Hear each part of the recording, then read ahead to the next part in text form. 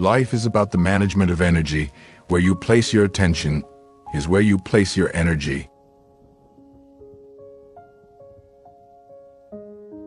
Where we put our awareness, and for how long, maps our destiny.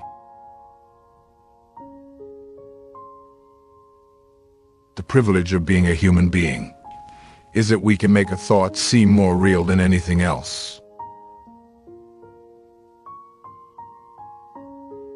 You can't wait for that healing to feel wholeness. You have to feel wholeness for that healing to occur.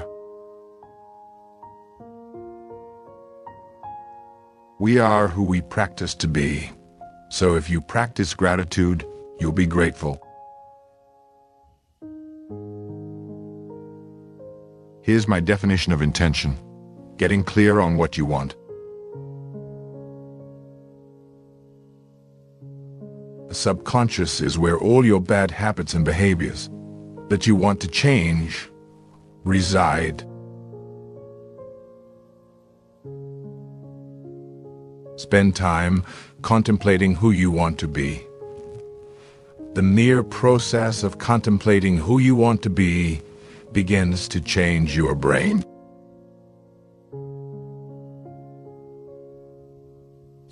And if we have negative thoughts, we make chemicals that make us feel exactly the way we are thinking. The best way to predict your future is to create it. Not from the known, but from the unknown. What thoughts do you want to fire and wire in your brain? To truly change is to think greater than your environment. If your personal reality is creating your personality, you are a victim. But if your personality is creating your personal reality, then you are a creator. If we have good thoughts, we make chemicals that make us feel good.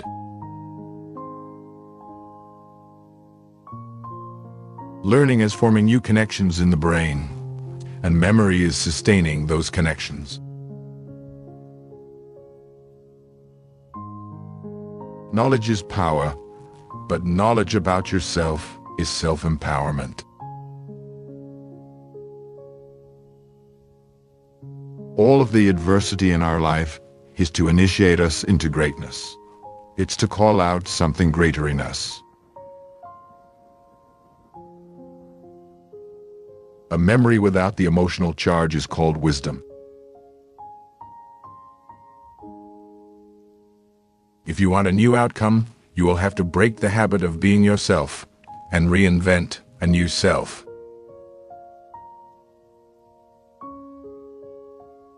The process of change requires unlearning first, then learning.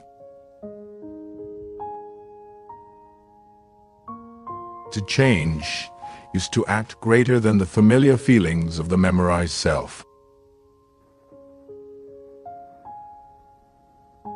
To be empowered, to be free, to be unlimited, to be creative, to be genius, to be divine. That is who you are. Change is a choice instead of a reaction. You have to feel so much gratitude that your body begins to change ahead of the actual event and accept that the new ideal already is you. The universal intelligence that animates the existence of all things will both surprise and delight you. If you become less angry, you'll be less frustrated, hateful, judgmental, envious, and so on. The combination of your thoughts and feelings is your state of being. Change your state of being, and change your reality.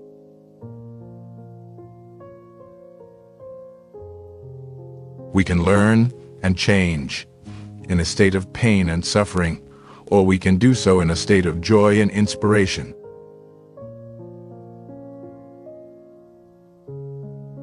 remember who we are, based primarily on what we know and the things we do.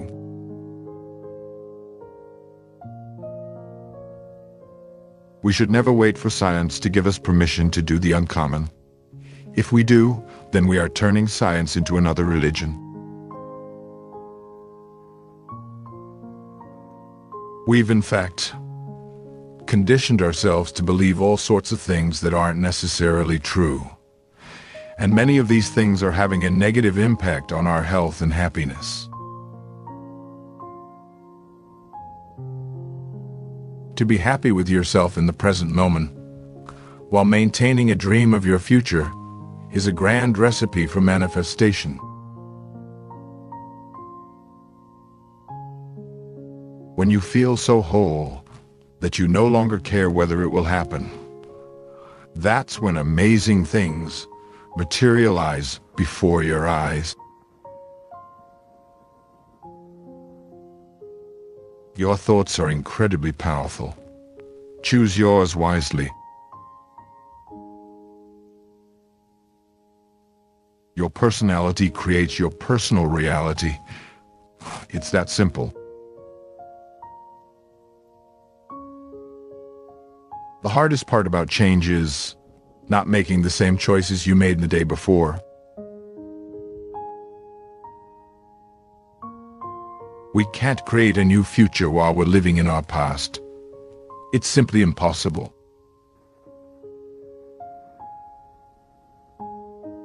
In short, the more you learn about the what and the why, the easier and more effective the how becomes.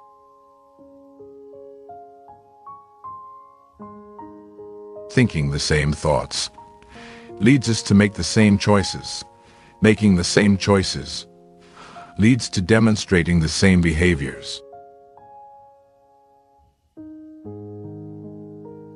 Just as thoughts are the language of the brain, feelings are the language of the body, and how you think and how you feel create a state of being. When you string a succession of thoughts and feelings together so that they ultimately become habituated or automatic, they form an attitude. There is an infinite field of energy that exists beyond our present concept of space and time, which unites all of us. Our attention brings everything to life and makes real what was previously unnoticed or unreal. As human beings, we are privileged to have the ability to act voluntarily and consciously. The hardest part of every war is the last battle.